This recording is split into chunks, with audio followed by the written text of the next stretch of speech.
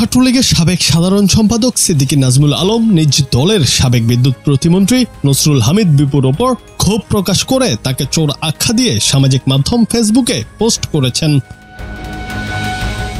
বৃহস্পতিবার রাতে দেওয়া ফেসবুক পোস্টে বিপুকে সর্বকালের সেরা বিদ্যুৎ চোর হিসেবে আখ্যা দিয়েছেন ছাত্রলীগের সাবেক এই সাধারণ সম্পাদক। পোস্টে সিদ্দিকী নাজমুল আলম লেখেন, অনেকদিন নিঃশ্বাস বন্ধ রেখে চুপ থাকলাম, কিন্তু আমার মাথায় আসে না আমাদের নেত্রী ঘরে ঘরে বিদ্যুৎ পৌঁছানোর লক্ষ্যে বিদ্যুৎ সেক্টরে অভূতপূর্ব উন্নতি সাধন করেছেন, কিন্তু আমাদের সরকারের সময় চাইতে এবারে রমজানে তেমন লোডশেডিং হয়নি। তার মানে হলো প্রধানমন্ত্রীর চোখ ফাঁকি দিয়ে বিদ্যুৎ চোর বিপু এবং কিছু বিদ্যুৎ চোর আমলাদের সমন্বয়ে কৃত্রিম লোডশেডিং তৈরি করত, নিজেদের পছন্দের পাওয়ার প্ল্যান্ট ব্যবসায়ীদের রমরমা একচেটিয়া ব্যবসা করার সুযোগ করে দিয়ে সিন্ডিকেট করে কমিশন কমাতো।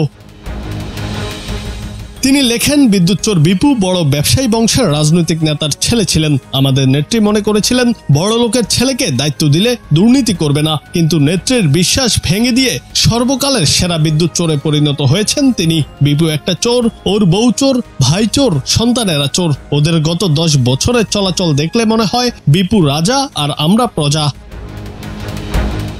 সিদ্দিকী নাজমুল আলম জানান, বিপুর সমস্ত ব্যবসা বাণিজ্য বিএনপি জামাতের নেতারা অংশীদারিত্বের ভিত্তিতে দেখাশোনা করছেন।